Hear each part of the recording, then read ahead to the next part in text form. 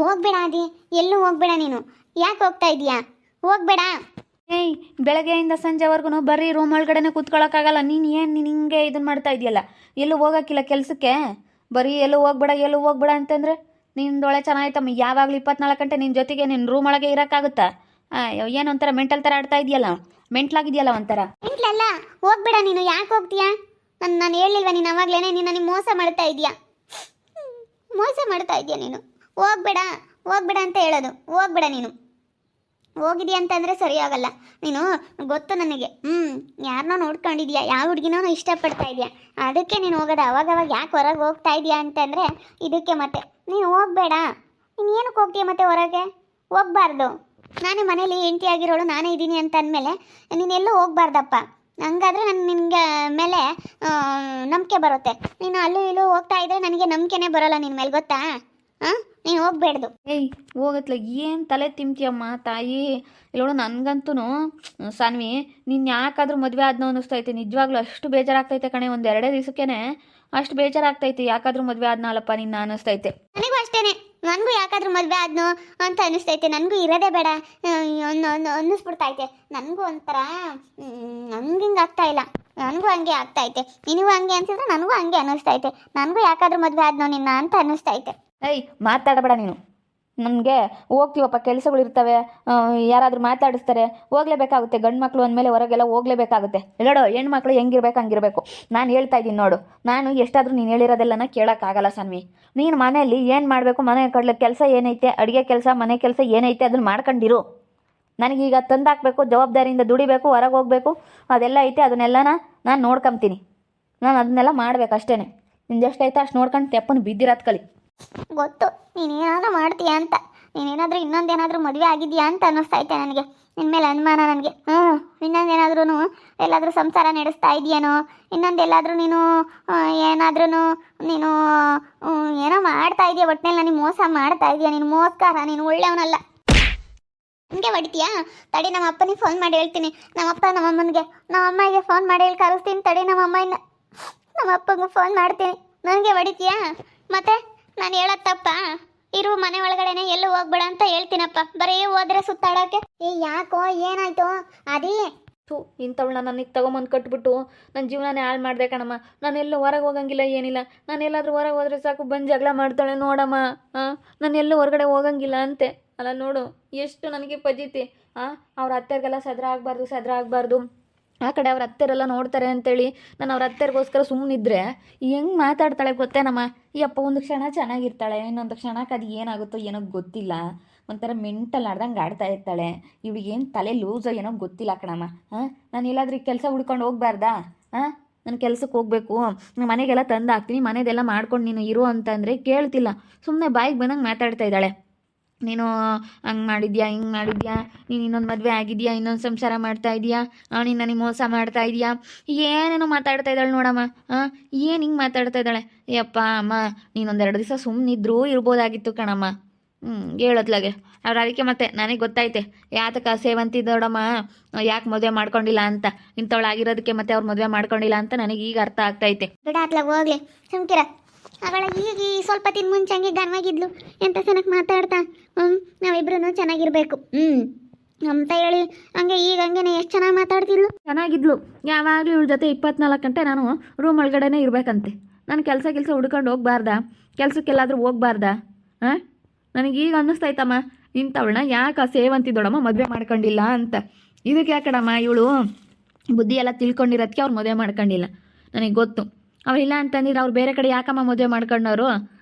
ಇಲ್ಲ ಅಂದಿದ್ರೆ ಇವಳನ್ನ ಮದುವೆ ಮಾಡ್ಕೊಂಡಿರೋರು. ಇವಳು ಏನಾದರೂ ಒಳ್ಳೆಯವಳಾಗಿದ್ದರೆ. ನನಗೀಗ ಅರ್ಥ ಆಗ್ತೈತೆ. ನಾವು ಇದನ್ನೆಲ್ಲ ಯೋಚನೆ ಮಾಡಲಿಲ್ಲ. ಇದನ್ನೆಲ್ಲ ನಾವು ಯೋಚನೆ ಮಾಡಿದರೆ ಬುದ್ಧಿವಂತರ ಆಗ್ತಿದ್ವಿ. ನಾವು ಇದನ್ನೆಲ್ಲ ಯೋಚನೆ ಮಾಡಲಿಲ್ಲ. ಹೋಗಿ ನನಗೆ ಇವಾಗ ಸಿಕ್ಕಾಪಟ್ಟೆ ಬೇಜಾರಾಗ್ತೈತೆ. ನೀನು ಮಾಡಿರೋದು ಒಂದೊಂದಲ್ಲ ಕಣಮ್ಮ ನನಗೆ. ಅಯ್ಯೋ, ನನಗೆ ನೆನೆಸ್ಕೊಬಿಟ್ರೆ ಯಾಕೆ ಸುನಂದ ನೋಡು ಯಾಕೆ ಮಾತಾಡ್ತಾಳಂತೆ ಅಂತ ಅವನಿಗೆ ಸಿಟ್ಟು ಬಂದು ಅವ್ನು 4 ಸರಿಯಾಗಿ ತೀಡ್ತಾ ಇದ್ದಾನೆ. ಇವಳು ಸುಮ್ಮನಿರಲ್ಲ. ಹೋಗತ್ಲಾಗಿ ನನಗಂತೂ ಯಾರಿಗೆ ಹೇಳೋಣ ಯಾರಿಗೆ ಬಿಡೋಣ ಅನಿಸುತ್ತೆ. ಅಲ್ಲ, ನಮ್ಮ ಅತ್ತೆ ಮದುವೆ ಮಾಡ್ಕೊಂತ ಇತ್ತು. ನಾನೇ ಮದುವೆ ಆಗಲ್ಲ ಅಂತ ಹೇಳಿದ್ದು. ನಮ್ಮ ಅತ್ತೆ ಏನು ಮದುವೆ ಮಾಡ್ಕೊಂಡಂಗಂತ ಇರ್ತಿರ್ಲಿಲ್ಲ.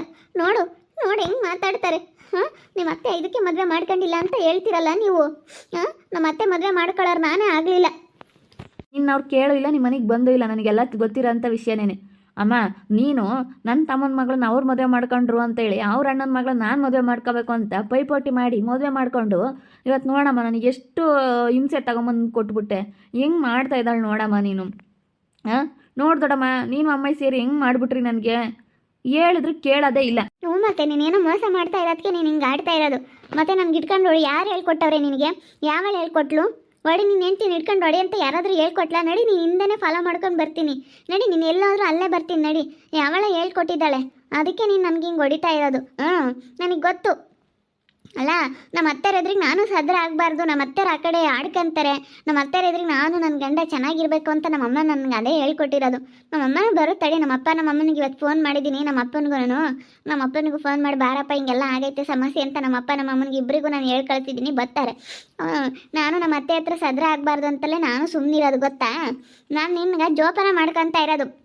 ನನ್ನ ಗಂಡ ಸೇಫ್ ಆಗಿರಲಿ, ನನ್ನ ಗಂಡ ಸೇಫ್ಟಿ ಆಗಿರಲಿ ಅಂತೇಳಿ ನಿನ್ನ ಒಳ್ಳೇದಕ್ಕೋಸ್ಕರ ನಾನು ಮಾಡ್ತಾ ಇರೋದು. ನಾನು ಮಾಡ್ತಾ ಇರೋದು ಒಳ್ಳೆ ಕೆಲಸ ನಿನಗೆ ಅರ್ಥ ಆಗ್ತಾ ಇಲ್ಲ. ನಾನು ಏನು ಮಾಡ್ತಾ ಇದ್ದೀನಿ ಅಂತ ನಿನಗೆ ಗೊತ್ತಾಗ್ತಾ ಇಲ್ಲ. ನಾನು ಮಾಡ್ತಾ ಇರೋದು ಬರೀ ನಿನಗೆ ಕೆಟ್ಟದಾಗೆ ಕಾಣಿಸ್ತಾ ಐತೆ. ನಾನು ಏನು ಮಾಡಿದ್ರು ನಿನಗೆಲ್ಲ ಬರೀ ನೆಗೆಟಿವ್ ಆಗೇ ಕಾಣ್ತಾ ಐತೆ. ನಾನು ಏನೇ ಹೇಳಿ ನೀನು ನಿಮ್ಮ ಅಮ್ಮ ಆಗಲಿ ನಿಮ್ಮ ದೊಡ್ಡಮ್ಮ ಆಗಲಿ, ನಿಮ್ಮ ದೊಡ್ಡಮ್ಮಂತೂ ಬಿಡು. ಅಯ್ಯೋ ನನ್ನ ಮಗ ಅಂತಾನಲ್ಲ ನಿಮ್ಮ ದೊಡ್ಡಮ್ಮನ ಗೋಳು ಬರೀ ಇದೆಯಾ? ಅಲ್ಲ ಕಣೆ, ಯಾವಾಗ್ಲೂ ಒಳಗೆ ಇರ್ಬೇಕಂದ್ರೆ ಅದು ಹೆಂಗಾಗುತ್ತೆ?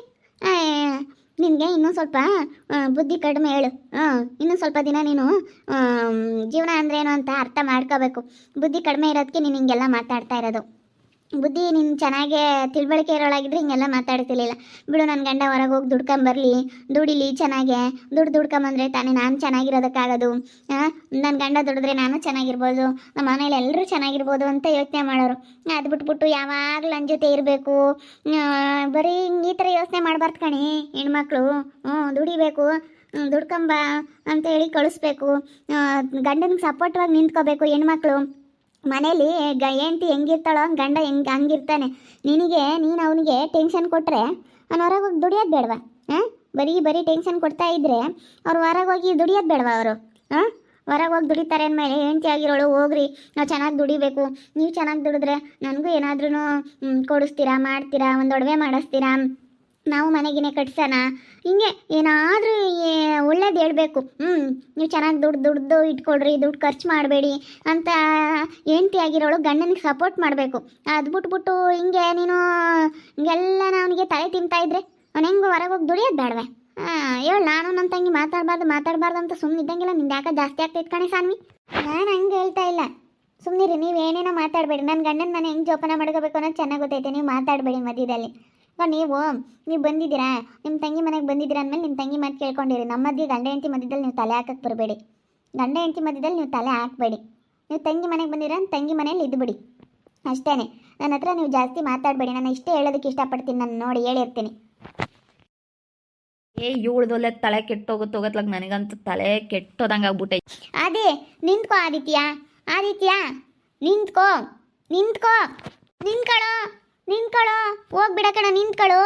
ಯಾಕ ಇವಳಿಗೆ ಹೇಳೋಕ್ಕಾಗಲ್ಲ ಕಣಮ್ಮ. ಇಂಥವಳಿಗೆ ಯಾರು ಹೇಳ್ತಾರೆ? ಕೇಳೋರ್ಗಾದ್ರೆ ಹೇಳ್ಬೋದು, ಇಂಥವಳಿಗೆ ಯಾರು ಹೇಳೋಕ್ಕಾಗುತ್ತೆ? ಹೇಳೇ ಅಕ್ಕ. ಹೇಳೋಕ್ಕಾಗಲ್ಲಮ್ಮ. ಯಪ್ಪ, ಈಗ ನಾನು ಚೆನ್ನಾಗಿದ್ಲಲ್ಲೇ, ಎಷ್ಟು ಚೆನ್ನಾಗಿ ಮಾತಾಡ್ತಾ, ಹೆಂಗೆ ನಗ್ತಾ, ಎಷ್ಟು ಚೆನ್ನಾಗಿ ಮಾತಾಡ್ತಿದ್ಲು. ಒಂದು ಕ್ಷಣ ನಗ್ನಗ್ತಾ ಚೆನ್ನಾಗಿ ಮಾತಾಡುತ್ತೆ, ಇನ್ನೊಂದು ಕ್ಷಣಕ್ಕಿದ್ದು ಏನಾಗುತ್ತೋ ಏನೋ. ಯಪ್ಪ, ಭಾಳ ವಿಚಿತ್ರವಾಗಿ ಆಡ್ತಾಳಪ್ಪ. ಅಯ್ಯೋ, ಈ ಸೇವಂತಿ ಎದುರಿಗೆ ಇವಾಗ ನಾವು ತುಂಬ ಕೀಳಾಗ್ಬಿಡ್ತೀವಿ. ಯಾರೇನು ಮಾಡಿಸಿದ್ರೋ ಏನೋ, ಏನಾಗಿತ್ತೋ ಏನೋ, ಇವಳಿಗೆ ಒಂದು ಗೊತ್ತಾಗ್ತಾ ಇಲ್ಲ. ನೋಡಿದ್ರಲ್ಲ ವೀಕ್ಷಕರೇ, ಈಗ ಆಡ್ತಾ ಇದ್ದಾಳೆ. ನನ್ನ ಮಗ ಸಿಟ್ಟು ಬಂದು 4 ಬಾರಿಸ್ಬಿಟ್ಟ. ಏನು ಮಾಡೋದು? ನನಗಂತೂ ಈ ಸೇವಂತಿ ಮೇಗಲ್ ಸಿಟ್ಟಿಗೆ ನಾನು ಯಾಕಾದರೂ ಮದುವೆ ಮಾಡ್ಕೊಂಡು ಅನ್ನಿಸ್ತೈತೆ. ಇವತ್ತು ಅವ್ರ ಅತ್ತೆ ಎದುರಿಗೆಲ್ಲ ನಾವು ಎಷ್ಟು ಚೀಪ್ ಆಗಿಬಿಡ್ತೀವಿ, ಎಷ್ಟು ಸದ್ರ ಆಗಿಬಿಡ್ತೀವಿ ಅನ್ನಿಸ್ತೈತೆ ನನಗೆ. ನನಗೆ ಸಿಕ್ಕಾಪಟ್ಟೆ ಭಾಳ ಬೇಜಾರಾಗ್ತೈತೆ. ನೋಡ್ತಾ ಇರಿ, ನೆನೆ ಆಗ್ಬೋದಂತ ಮುಂದಿನ ಭಾಗದಲ್ಲಿ ನೋಡ್ತಾ ಇರ್ರಿ. ಹಾಗೆ ವಿಡಿಯೋ ಬಗ್ಗೆ ನಿಮ್ಮ ಒಬ್ಬರು ಕಮೆಂಟ್ ಮಾಡಿರಿ. ಹಾಗೆ ವಿಡಿಯೋ ಎಷ್ಟಾಗಿದ್ರೆ ಲೈಕ್ ಮಾಡಿ, ಶೇರ್ ಮಾಡಿ. ಇನ್ನೂ ಯಾರ್ಯಾರು ನಮ್ಮ ಚಾನಲ್ ಸಬ್ಸ್ಕ್ರೈಬ್ ಮಾಡ್ಕೊಂಡಿಲ್ಲ ತಪ್ಪದೆ ಕೂಡಲೇ ಸಬ್ಸ್ಕ್ರೈಬ್ ಮಾಡ್ಕೊಳ್ಳಿ. ಓಕೆ ವೀಕ್ಷಕರೇ, ಧನ್ಯವಾದಗಳು.